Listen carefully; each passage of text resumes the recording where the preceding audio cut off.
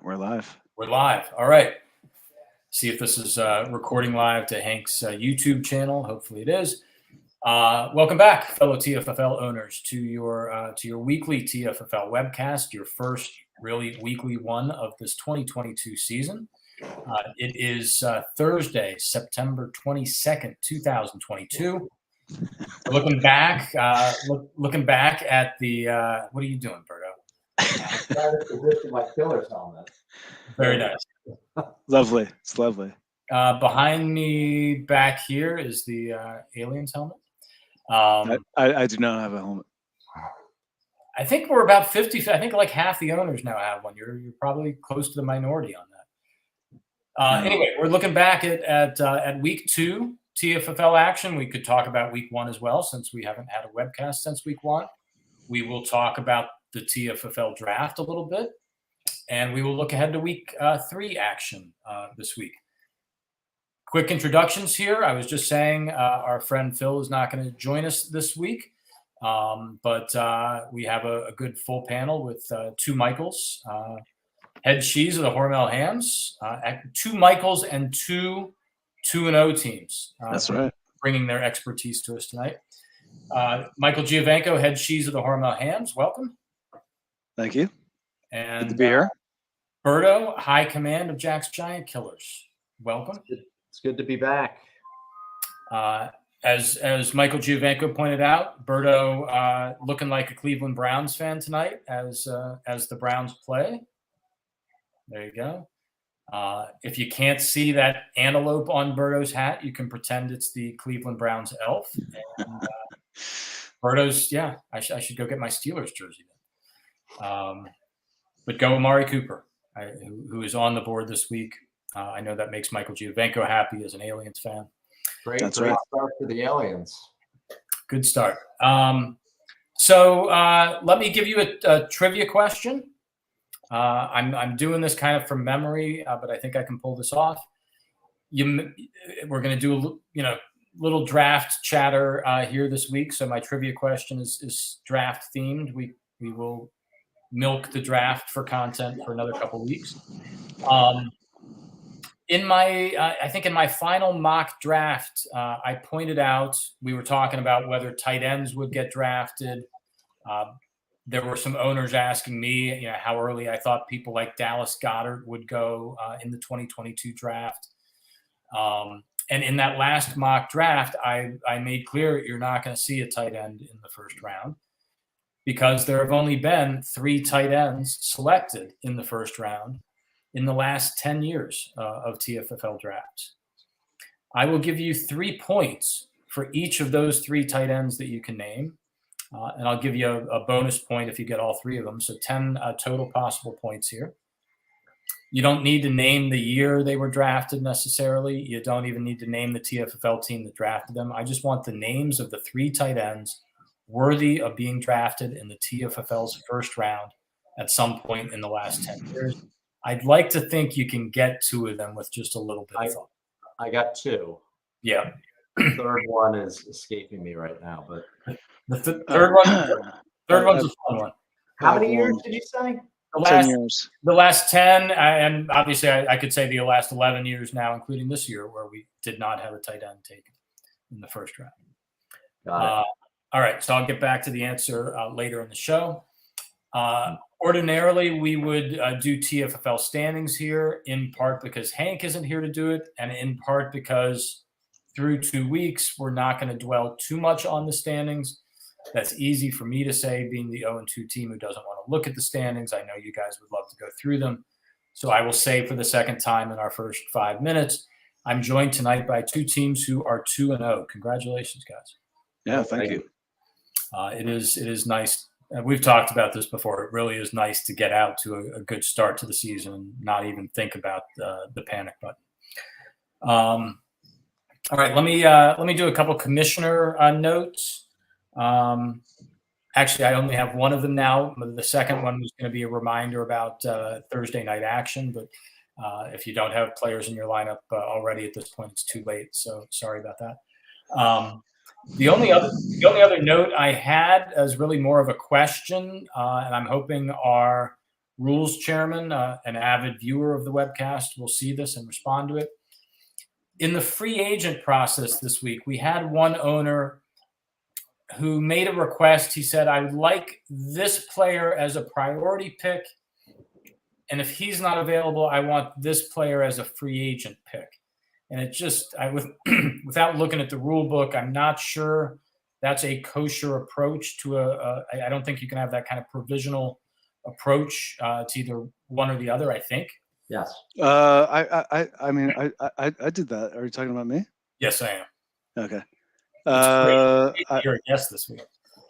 I think that's standard practice. So I put somebody on injured reserve, and I said priority pick for who I took Jordan Mason as priority, and you didn't get whoever you asked for. No, I did. Okay. I did. So I got him, and then I was thinking that he might be gone, and then I said if I don't know where I come in. I mean, I've done that all the time in the past. So I mean, if I didn't get him, then I wanted to do a free agent pick to pick up Duvernay. And go I ahead. was under the impression we did away with that. But I mean, I don't understand what's the issue, because it's like I IR'd Gus Edwards, and then I said I wanted somebody with a priority pick, and like I only wanted to make one move, so like I wouldn't want to do two moves. So I'm not saying I want to. I don't. I mean, what's the argument rationale? Like, the reverse is not legal. So if I said I wanted to pick up Jordan Mason as a free agent pick, but if somebody else is using a priority pick, I'll use a priority pick. Right. Then that's obviously not legal. But I don't understand like what the problem is. I have the rule book open. I don't do that anymore. I used to do that, and the way I would phrase it would be, I want to pick up player X, right, with a priority pick, or right. But if that, you almost have to do it as two separate trends. I mean, I didn't really have an issue with it, and obviously I didn't, void Michael's request. I didn't see anything wrong with it, Michael. I just knew that we've addressed this before. Article 6, Section 4, priority pick requests must be clearly identified as such. Yeah. Request for a free agent with a priority pick, unless a standard pick is all that is required, or a standard pick unless a priority pick is necessary, are not allowed. Yeah. So I don't see anything wrong with. I mean, that's what I just said.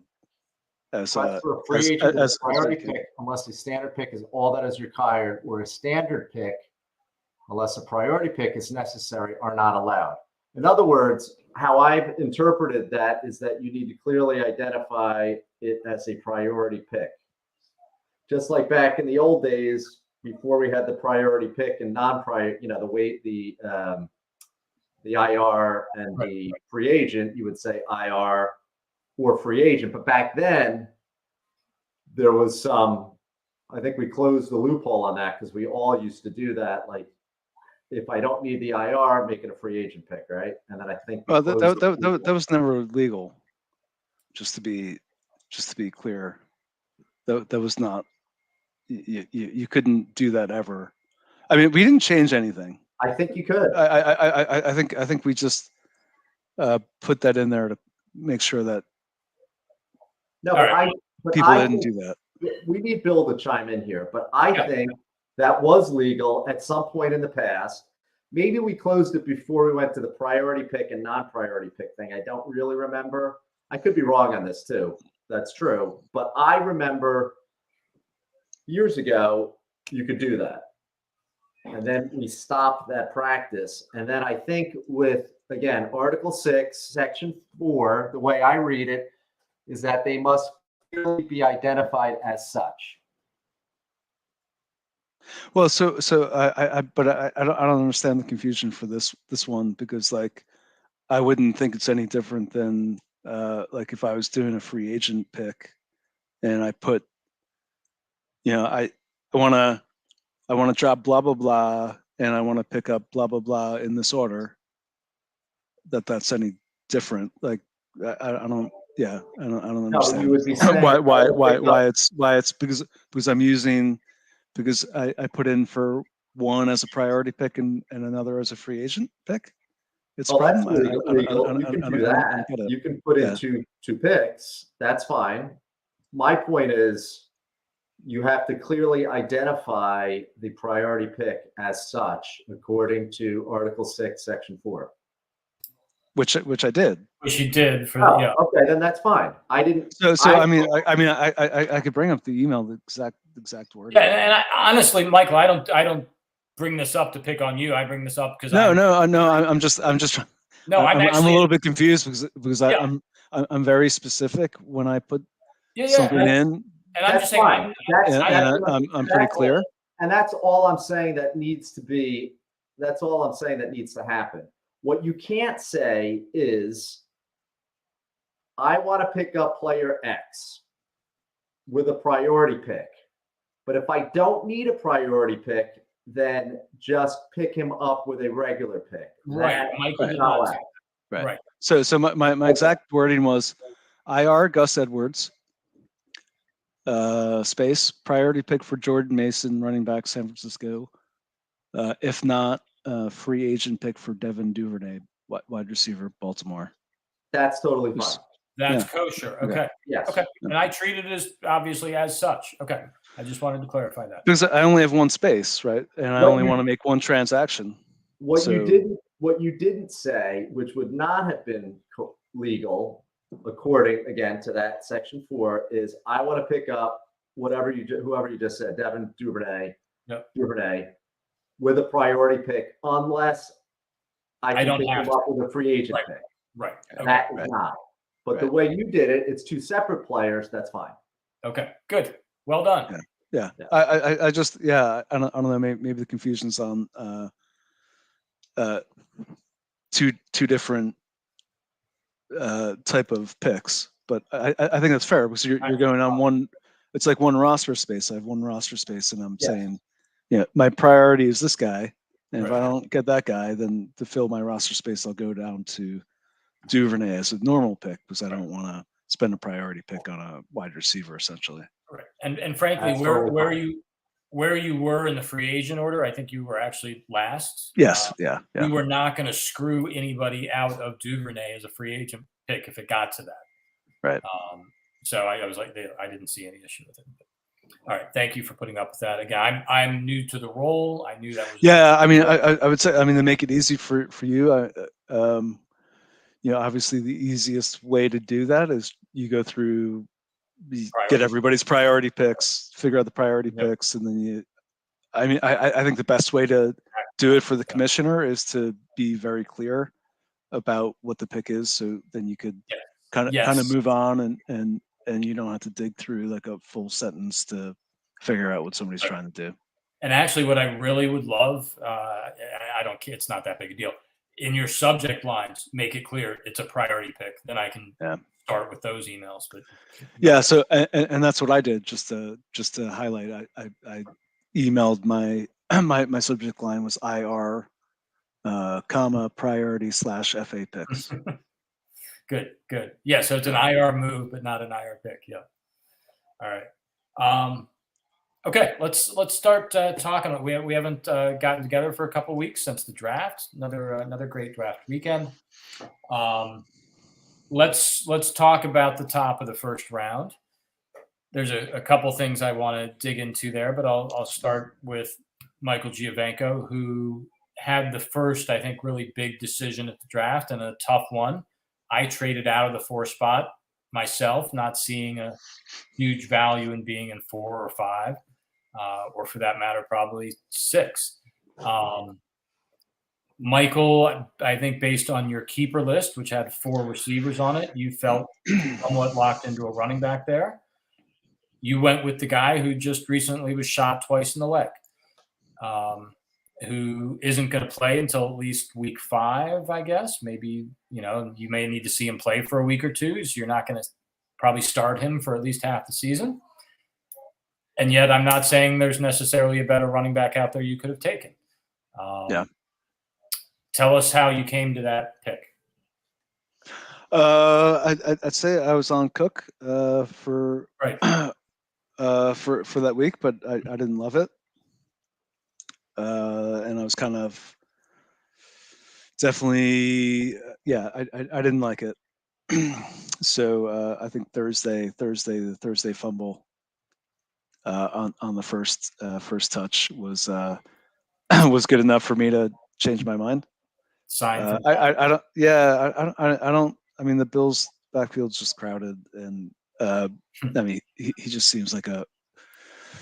I mean, who knows? I mean, I've heard some really good reports on him, but I think that you could see him being mostly a receiving back in the NFL, and I don't need a Naeem Hines type player as the number 4 pick. I think he has a pretty high ceiling, but yeah, I mean, everything I read about Robinson on the offseason has been great, and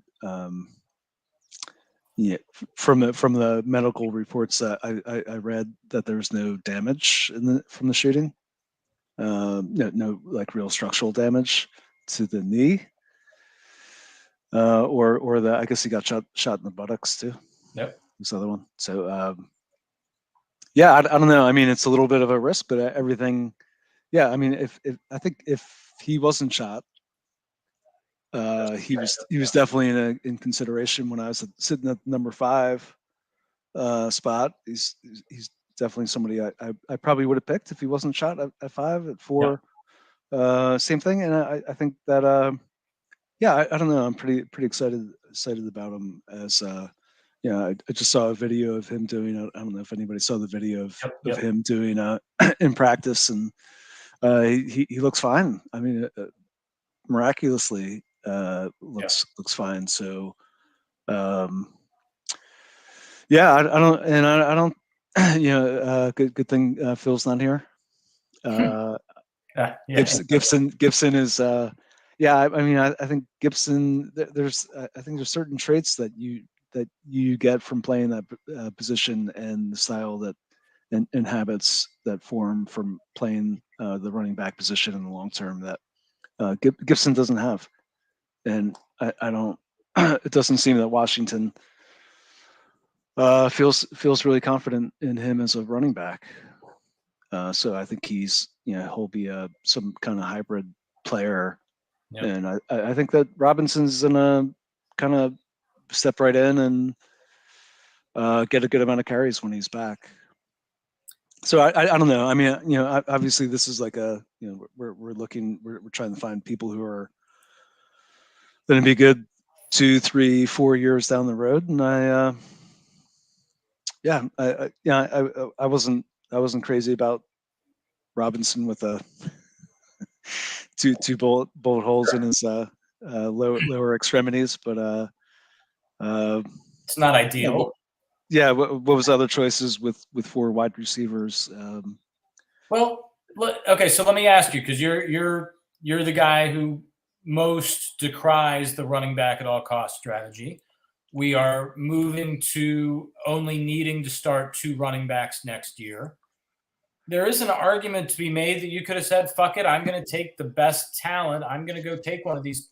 I can go take the top wide receiver on the board, whoever you deem that to be, and go find somebody else in the 2nd or 3rd round to be your running back. But position, the better long-term investment, maybe. Yeah, but I mean, there's still none out there, right? I mean, like Zamir White was 9th pick. Yeah. By the K Wheels, was it 9th or 8th? 10th, whatever it was. So I mean, if you want to select, I mean, if you want to find somebody who has that top talent running back, you have to take him in the 1st round. I don't think you could.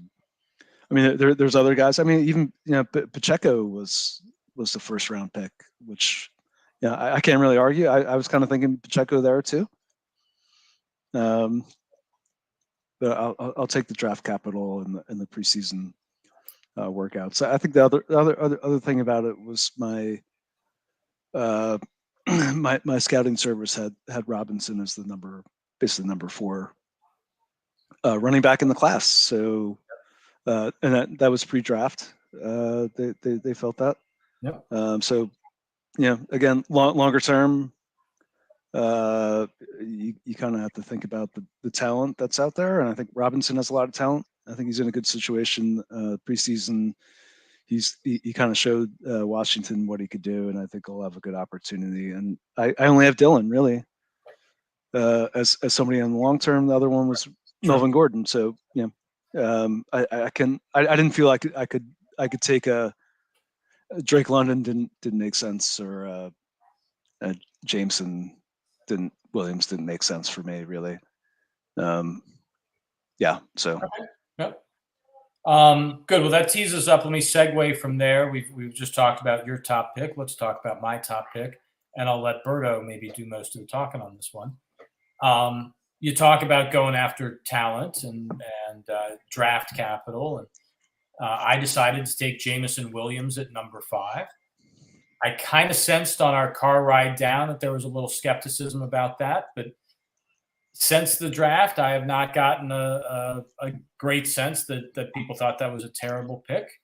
Berto, did you have any big objections to me taking Jameson Williams over Drake London, or I guess the guy right now you would look at it is Garrett Wilson, or Treylon Burks?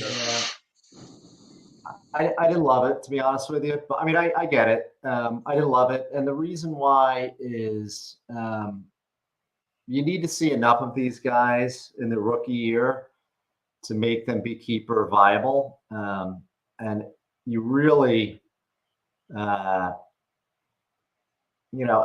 get it, right? If that guy was healthy, he'd be the number 1 receiver, right? For sure. Right. So, but that is a thing, right? Like if you don't see enough of the guy, and then you get to next year, and he's not somebody who is keeper viable at that point because he hasn't played enough games, then where does that leave you, right? That's the conundrum. I'd argue that. I mean, you'll see enough of them this year, and it doesn't I don't even think that really matters that much. Hopefully, because it's like if you're Stick, you have no offense to you, Stick, but you have plenty of keeper. Yeah, you have plenty of keeper slots, right? So it's like you're drafting Jameson, and like you don't, even if he has a fairly dudish year when he comes back, like you're still keeping him. Yeah, I think Berto's argument applies to some players, but not to a Jameson Williams or a Drake London. Yeah, if you're taking those guys, you're keeping them for next year. Probably not, but I don't know. To me, again, maybe you're in a different spot, right? Because you're in a rebuilding process here, and you're going for the best available guy. So maybe it makes a little bit more sense for you than it did for any of the other teams that are right around you. So, from that perspective, I get it. So, I mean, if you're asking me would I have done that, probably not. But who would you go for? 5? I probably would have taken Drake London there. I will say that real quick NFL note: the Lions are scoring a shit ton of points to start this season. Yeah. I mean, with where we are now, like it looks like a better pick than it did maybe 2 weeks ago, when I think everybody would question if golf is the long-term answer. I'm not sure he is at this point, but at least they're moving the ball. You have to think when he comes back that in that offense as it's operating now, that he should put up some good points. They've got a good offensive line. Swift is the real deal. Yep. Amon-Ra has been fantastic. They're building a great offense. Like that line is real good. So that's a good thing. So he's going to step into, he doesn't have a superstar quarterback throwing to him, but they're, to Michael's point, they're putting up points. So, Yep. Yeah, I think almost the the bigger question is like how the hell did Amon-Ra St. Brown slip? Was he a 4th round pick? No, he was a third. Third? I'm kicking myself a little bit, but it is what it is. He was 3.8. Yeah, way too late for the numbers that he put up last year. I'm kind of surprised that he went as late as he did. But kudos to Berkman getting another. I mean, he needed an upgrade in his wide receiver with some of those guys getting older. Yep. But it looks like he found another really good option for the long term. Yeah, whether it's Goff or whether Detroit ends up sucking enough to get one of these top rookies coming out of next year's draft, it does look like they're putting good offensive line, good running back. Hawkinson's not a superstar, but a good tight end. Amon-Ra St. Brown is probably an elite number 2 receiver. And if Jameson Williams comes in and is that number 1 big play deep guy, that's a really good offense all of a sudden. So that's my bet. I'm betting on long-term upside right now. The Aliens are not in a good spot. We'll talk more about them probably throughout the year. Yeah, if you look at round 3, Ayuk, okay, talented wide receiver. I took Allgeier or Algier, however you say his name, at 3.2. My thought process on that is I can get a rookie running back in the 3rd round, who's got a shot, and then trade him in week 3. Maybe. Who doesn't have a lot of competition ahead of him, or that competition is old. And then you got guys like Hollywood Brown. Okay, that makes sense. Aaron Rodgers to the Aliens. I could argue that one is a bit of a reach there for not the pick that I would have made for the Aliens either, to be honest with you, Stick. But we've talked about that. Who would you? Herbert, Amon-Ra. Well, obviously. Yeah. Jamal Williams. I mean, all these, Jamal Williams to back up Swift for me. Dalton Schultz, the Beavers, who needed a tight end. I was thinking about taking Schultz there. So all the picks, all the picks in that round pretty much made sense. I think Aaron Rodgers, sorry, Stick, is my least favorite there, but I get everything else, and that's why he didn't get picked. Nope. All right, let's transition to another team. Let's talk about the Dirt Devils here for a little bit, because they had maybe the surprise pick of the first round, one of the surprise picks, maybe 2 of the surprise picks, actually, if you look at Pacheco at the end of the round. But Dameon Pierce at number 2, to me at least, was a fairly big surprise over Kenneth Walker. You can talk to me just about that decision alone, but I would ask a question in the broader context of the Devils last year took Ramondre Stevenson, and I don't have Ramondre Stevenson's football card in front of me, but he was a 4th round pick, I believe, in the NFL draft. Yep, that's right.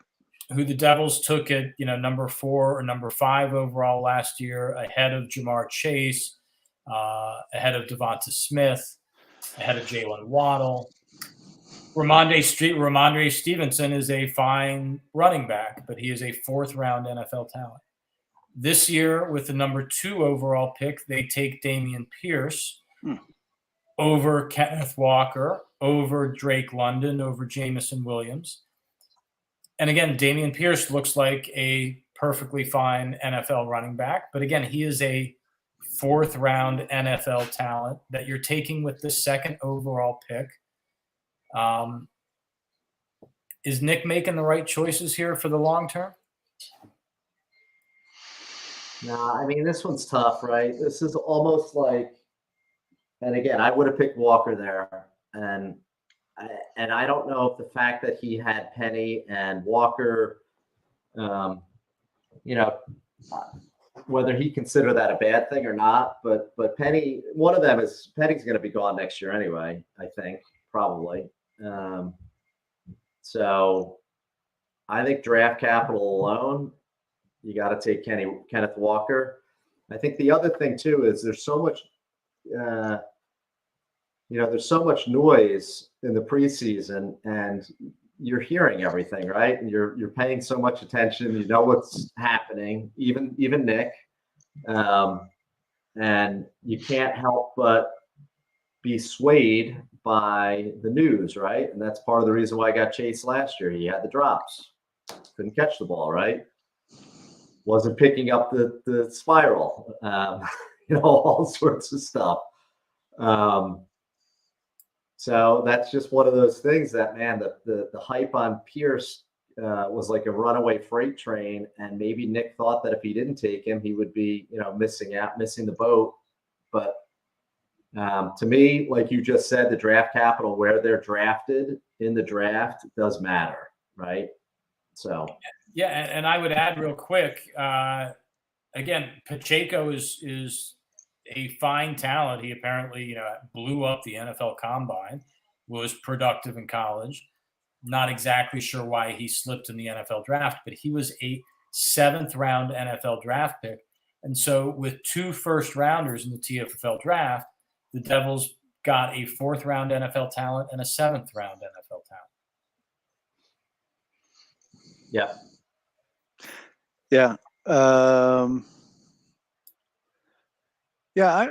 don't hate I don't know. I think you could have. I think you could scramble all 4 of those top backs. I'm a little bit biased to include Robinson in there, but I don't know. Who knows what happens? Like I think you. Draft capital has some measure of guys getting the opportunity to prove themselves, but I don't think it's that important. I think we look back. I think it was the 2018. It was the 2018 the Chubb draft. I mean, 6 people passed on Chubb because even that he was a 2nd rounder, I believe, but more like for me, I kind of passed on him to pick Sony Michel because he had the number 1. Because he was the number 1 pick. He was out of Georgia. Yeah, I mean, he had. I mean, there's lots of reasons, but I think when you have to take the longer term view. I think when you're there, and I don't know, like. Well, it's I think it's a hard one to. I probably would have taken Walker over Pierce. I think if I was Nick, I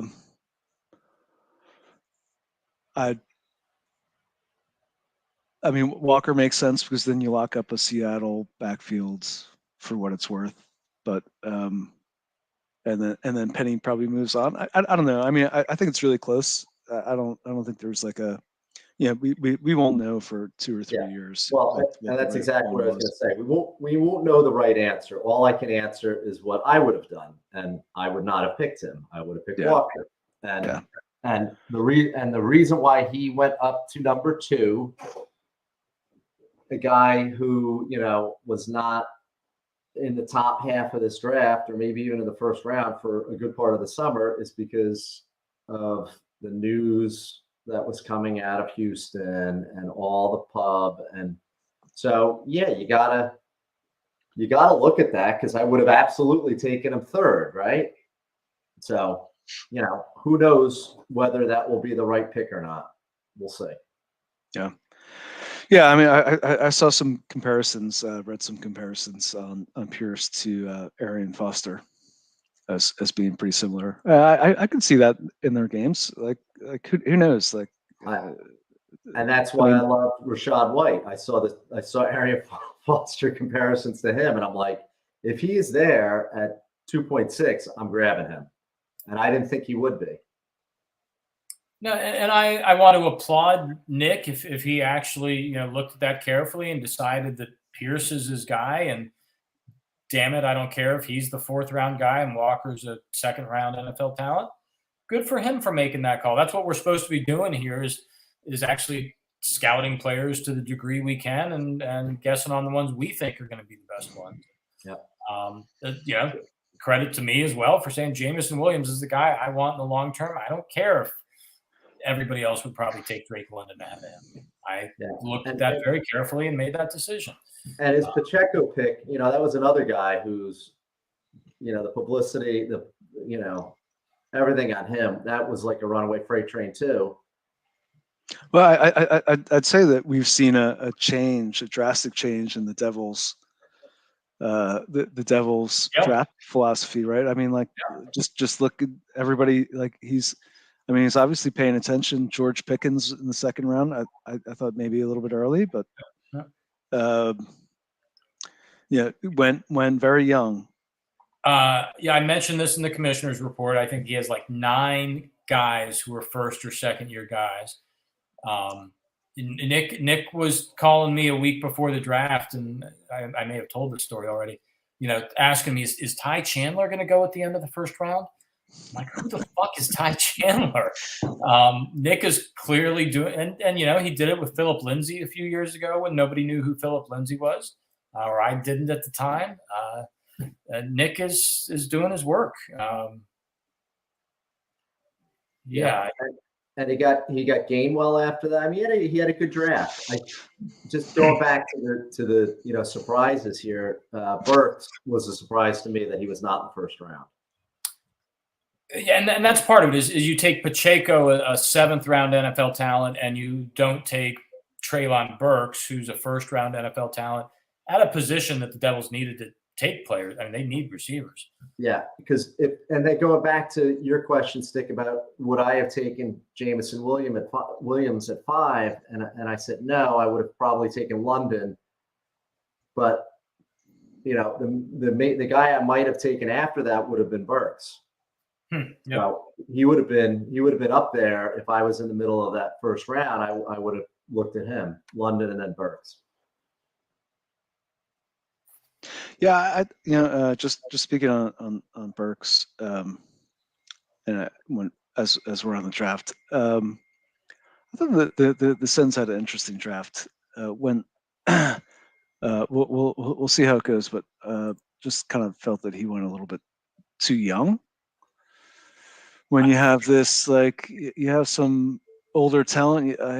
How many years does Kamara have as a productive running back? Kareem Hunt, kind of same. There are other guys out there that could help him sort of more immediately that he passed on. It's great to take London and Drake or London and Burks. Yep. But how many keeper spots do you have for rookie wide receivers that might not post great numbers this year? And maybe they do, but odds are kind of against that they make a really big impact this year. I thought it was a little.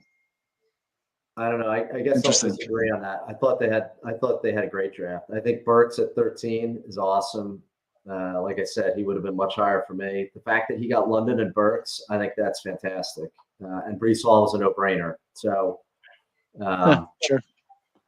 So other than that, those 3 guys, man, I think Burks at 13 is going to be a steal. And then you look at the rest of that round. I mean, okay, Elijah Moore, I like him. He's a good player for sure. Patterson, might have some, short-term benefit for sure. But I don't know. Burks has got huge upside to me. So I like that pick. Yeah, from the standpoint of a rebuilding team, I loved what Kramer did, and not just getting 3 rookies, but 3 high upside rookies. Burks and London have as much upside as Jameson Williams or any receiver in the 1st round. I think Michael still makes a good point, though, which is the Senators very well could find themselves, especially I think some of that might have been a hedge against Rashad Bateman. Is Rashad Bateman really going to step up? And now that Rashad Bateman may be proving that he is indeed going to be a long-term keeper, and if Treylon Burks has kind of a lost first season in Tennessee, if Drake London has kind of a, he's looked good, but that Atlanta offense, I'm not so sure. Is he going to be able to keep all those guys? Is he going to look at Treylon Burks, who maybe isn't going to do much in year one, and find a keeper spot for him ahead of Bateman and ahead of yeah. You could make that argument with whomever he's going to pick there, though. I mean, right? Like, Devin Singletary, who the hell knows? Like, but you might get some run out of him in a running back spot, but there's no other surefire keepers here anyway. He may, in that scenario, he ends up trading Treylon Burks to a team, like the Aliens or somebody who wants the longer term upside. But and you'll get, and all he needs, he definitely needs to hit on Hall, right? Like if he doesn't hit on Hall, the draft bust no matter what. Hall has to be a stud for sure. And then honestly, between London and Burks, he needs one of those guys to be a stud, and a Waddle, Chase, or maybe even not that high, but like close to that, I guess. But I guess my point would be almost, do you know which one of that is going to be? No, and that's the beauty of those two picks. To me, Burks was a much higher, like, first round pick, and the fact that he got both of them, and if he hits on both of them, man, that is awesome. Like if you can, I don't get the. I guess we'll see. I mean, Burks is certainly has the physical skills, but from what I read in training camp, he looked a little lost at this place. In Tennessee, and Tennessee like wants to run the ball. So, but I mean, it's a nitpick. I mean, it's really a kind of nitpick. I just brought it up. AJ Brown was great in Tennessee. He was awesome. Yeah. And I'm not saying that Burks, but he's AJ Brown. AJ Brown's just right. Unlike like they don't just like pop up every once in a while. They don't grow on trees. I completely understand that. My point is they traded AJ Brown for this guy, right? And he's got the same size as AJ Brown. He's that type of monster type guy, not DK Metcalf monster, but a shorter monster, 225 type guy. Like, he's got some huge skills, and they want him to succeed based upon the move that they made of trading AJ Brown for essentially Burks is what they did. So yeah. Let me quickly dispel the notion, though, that A.J. Brown was a stud. He had 2 decent seasons in Tennessee. Go look at his numbers. He never eclipsed 1,100 yards. Says the man who drafted and traded him. Yeah, that's true. He never eclipsed 1,100 yards. He was over 1,000 a couple times. He never eclipsed 70 catches. 70. And you can go look at all the numbers. Tennessee runs a slow offense. They do not really feature their receivers. They want to run the ball through Derrick Henry. Ryan Tannehill had a magical season a couple of years ago. I'm not sure he's going to last the year as the starter in Tennessee. Their offensive line is in shambles right now. Taylor Lewan just got injured for the season. Tennessee could be a really bad team this year, actually. I'm not convinced Treylon Burks this year is going to do much at all. Yeah, so you're supportive of what I'm saying. Yeah, I mean, yeah, I think it's I guess I defend Brown for. I mean, rookie year, 1,000 yards and 8 touchdowns. That doesn't happen very often. No, he's good. Then second year, 1,000 yards and 11 touchdowns. But yeah, I mean, I do agree it's a low volume offense, right? That's my point. Yeah, absolutely, I agree. But maybe with Derrick Henry getting older, and that is going to come to an end at some point, that offense is going to have to change. And it could be bad for a year, but who knows? Maybe they get a hit on a quarterback that's not Tannehill. Not that he's awful, But Right. that offense is going to change because Derrick Henry, that's the piece that is going to slow down and break down before anyone else. And then just to throw a couple numbers at you, yeah, you're right. But a guy who can put up 91 yards, 133, 155, 145 yards last year while being hurt. Now, here's what I should have said. AJ Brown was overrated in the Tennessee offense. He is a very good player, but I think the idea, and Michael's right. AJ Brown is good, and to assume that Treylon, and my point is, even if Treylon Burks is as good as AJ Brown was, it's still a limited upside in that Tennessee offense. For now, yes. All right, last topic. Nobody is happier, by the way, that AJ Brown is an Eagle. So, and Devonta Smith came alive in week 2. The Eagle. I mean, we could talk about the Eagles' offense, like we were talking about the Lions' offense. They got a lot of good pieces. Looks fantastic. Yeah. So last topic, and I'm not sure I really have a question, just an observation. Michael Giovenco's division, the SoCo West, I believe it is, frankly looks like the best division in the TFFL right now. I flagged in my commissioner's report how so many of the Northern Conference teams have big question marks at quarterback. You can just go look at the points scored, and all 3 of those teams in that division are scoring well. The Hams had the league high score, I think, in week 1. The Sponge had the league high score in week 2. The Sponge are the defending champs. The Hams have Mahomes. I mean, there's just so many reasons to look at those 3 teams, and I think that that's the toughest division right now. I 100% agree with you. Right at this moment, yes. And Berto, that would be your division. We have been talking about the last couple of years is the toughest one. Yeah, no, I think ours was the best last year, and I think right now the SoCo West is the best. Yes. Yeah, I mean, I think the Sponge are absolutely. I mean, they're kind of a beast with the 3 wide receivers that they have, and then you throw Aaron Jones in the mix. Just, I mean, solid throughout. I do like my chances. I think I was actually really happy with my draft and what I came away with, and we'll see where things go. But you're 2-0, and they're 2 good wins against 2 opponents. What, the Fats and the Sponge? Do I have that right? Yep. 2 of the top teams in the league. You're not going to have to face the Fats again. You're off to a really strong start. Although I think I think the schedule this year, I have 2 Lizards games, which is tough. Yeah. Right now, it may not be without Dak Prescott there. The Sponge are the defending champs. They look as strong as they did winning the title. As long as that team stays healthy, that's a tough team to beat.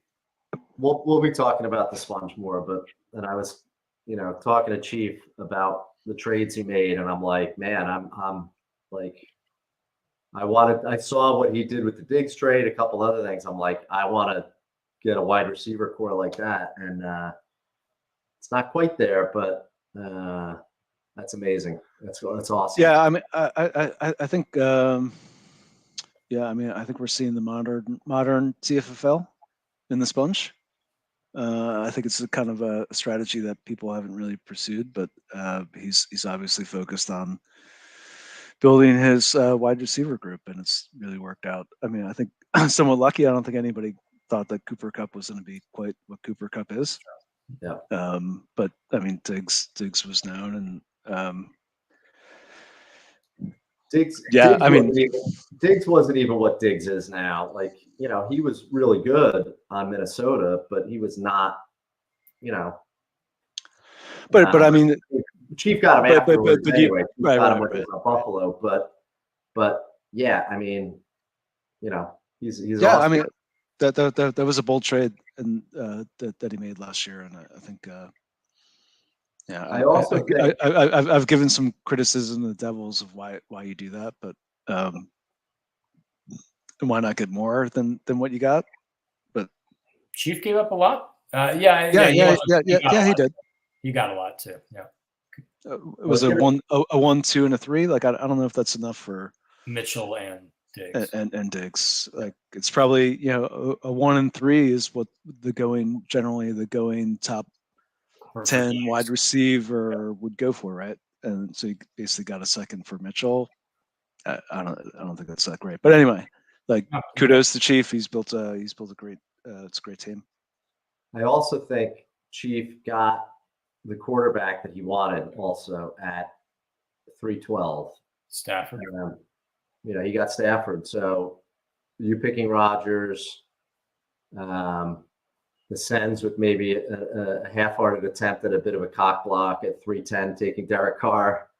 But I still think at the end of the day, that's probably the guy he wanted. I don't know if that's accurate or not.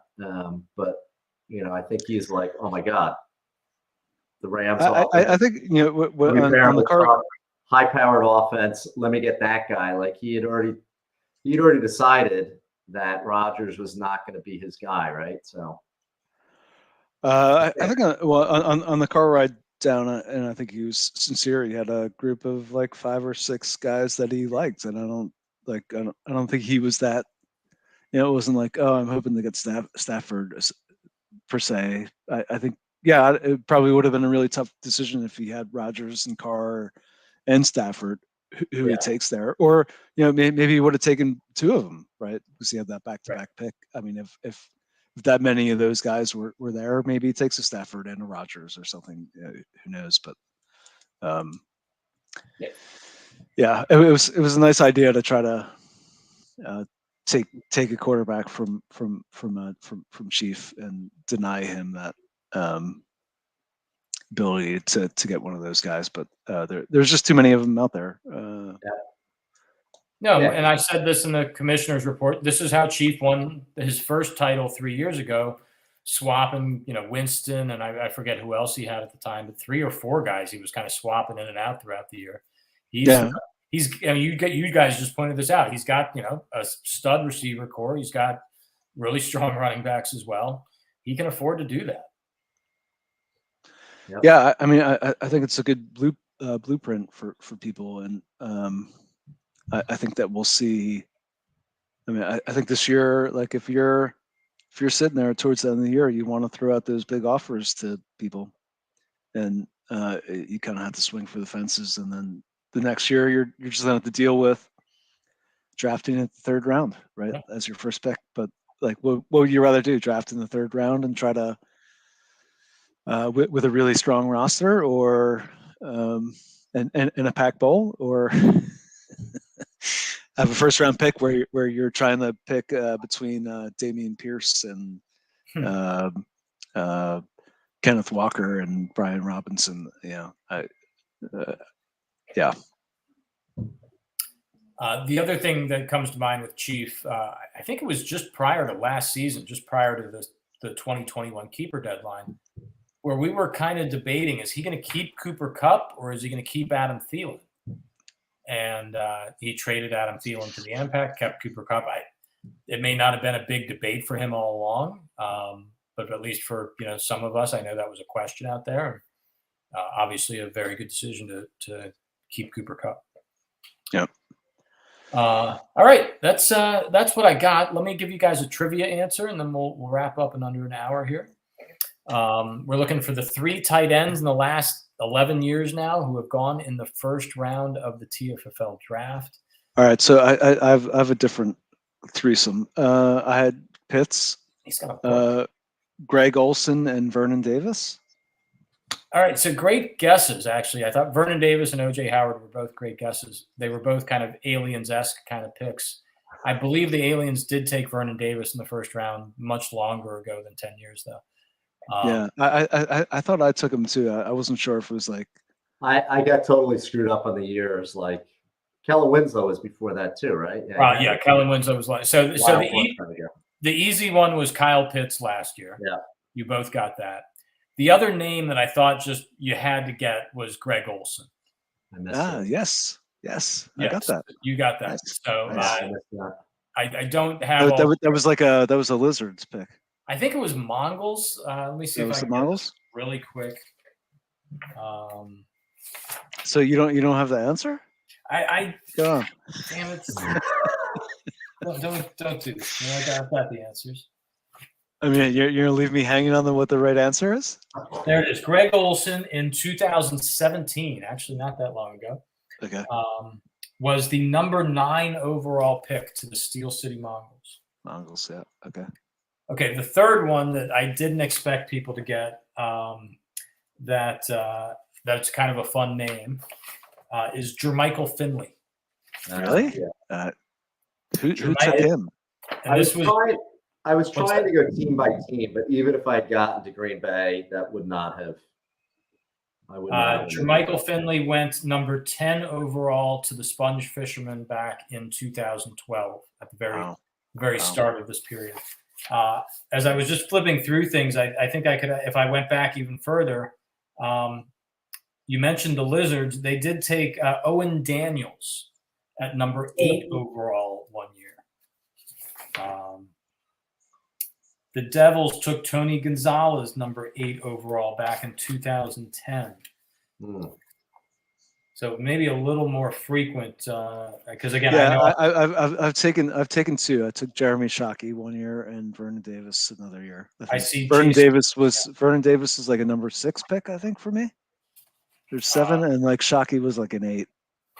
Yeah, I just came across Jason Witten way back when, so I think it was a little more common before, but you do not see tight ends go in the first round very often. Yeah. All right, so that's it. Thank you guys for joining me. Good luck in week 3. I have not been paying attention to the Steelers game while we've been talking. Hopefully, Amari Cooper has still 14-13. Yeah. Jesus, what a terrible game, Mitch. I want to wrap up in under an hour, so I'm not going to go on. Yeah, I'll go on. I'll say this. I did have a bet with Terry. The over/under on Mitch Trubisky being the quarterback of the Steelers is 7.5 games. I think I'm going to win that one. Terry took the over on that. Yeah. What, Terry?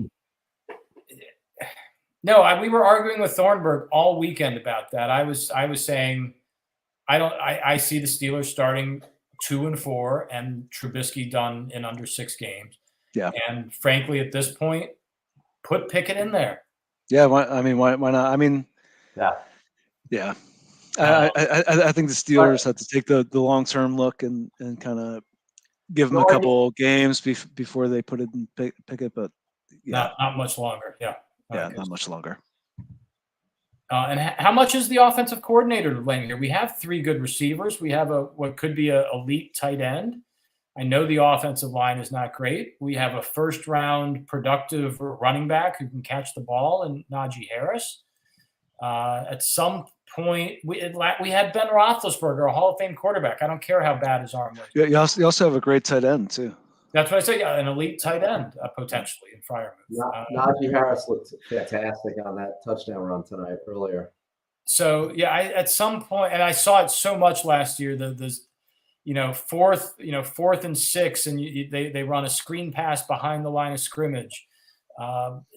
They've got to open up that offense, and at some point, that's not just on Trubisky. That's on Matt Canada. Because there's weapons to throw to, and there's a good running back there. Anyway. Yeah, I mean, I think they must have just had a big play. It was 2nd and 9 on Cleveland 15 or something. Now they're on the Pittsburgh 45. Should we do our own play-by-play like the Mannings? Looks to be Amari Cooper for 28 yards. It's great news. Yeah. All right, I'm determined to wrap up in under an hour. We have a minute to go. Thank you guys again. Good luck to everybody in week 3.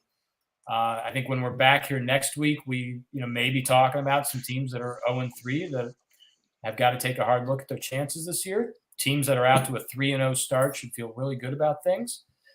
But yeah, I will not be here next week. Okay, where are you going to be? I'll be in Singapore. Wow, you're going to Singapore. Berto just came back from exotic Columbus, Ohio. Wow. All right, well, good luck in Singapore. Don't get arrested, please. Enjoy. No spray painting, no gum chewing. Right. Be careful. Yeah. I'll get to see some cars drive around downtown Singapore, which would be awesome. There you go. Good. Yeah, enjoy. Have a great time. Enjoy the race. We'll have you report back, and everybody, good luck in week 3. We'll see you back here hopefully next Wednesday. Take care. All right, perfect. Awesome. 5 seconds over. I know. Damn it.